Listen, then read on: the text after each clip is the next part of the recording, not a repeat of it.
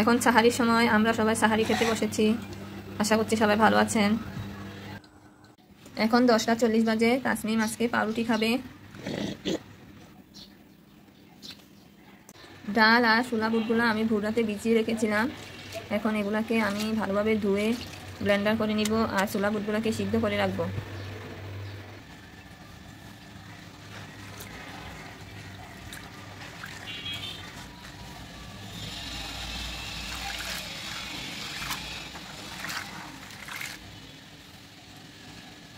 বারান্দায় কাপড়গুলো নিতে এসে দেখি পাখিটা পাতিলের ভিতর ঢুকে আছে।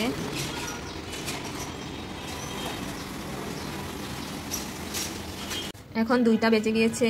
এর মধ্যে আমি এই সবগুলো সিদ্ধ করে রেখেছি। সেমাইয়ের জন্য দুধ জাল করে রেখেছিলাম। হালকা ঠান্ডা হওয়ার পর এখন সেমাইটা দিয়ে দিব।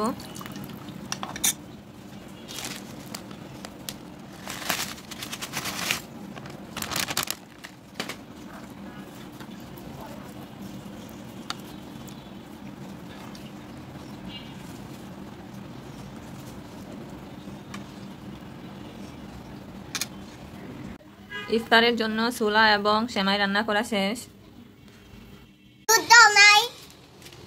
এগুলাই তো দুধ না, এগুলো পানি। তুমি সাদা কালার দিতে আম্মু।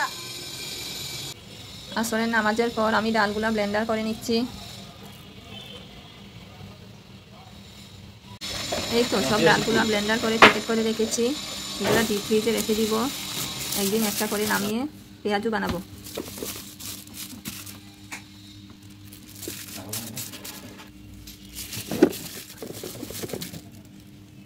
মুখে নিয়ে আল্লাহ ইফতার সামনে নিয়ে আপনার সামনে হাজির হয়েছি। আল্লাহ আপনি আমাদের ইফতারকে কবুল করে নিন, রোজাকে কবুল করে নিন। আল্লাহ আপনি আমাদেরকে বেশি বেশি নেক আমল করার তৌফিক দান করুন। আল্লাহ সামনে রোজাগুলো সুস্বাস্থ্য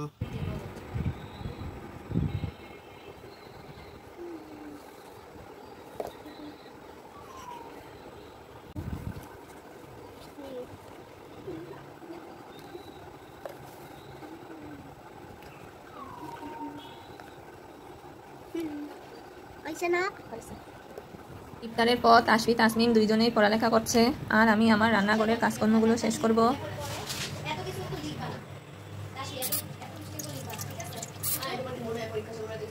ওদের স্কুল ড্রেস আর কিছু কাপড় চোপড় আয়রন করছি।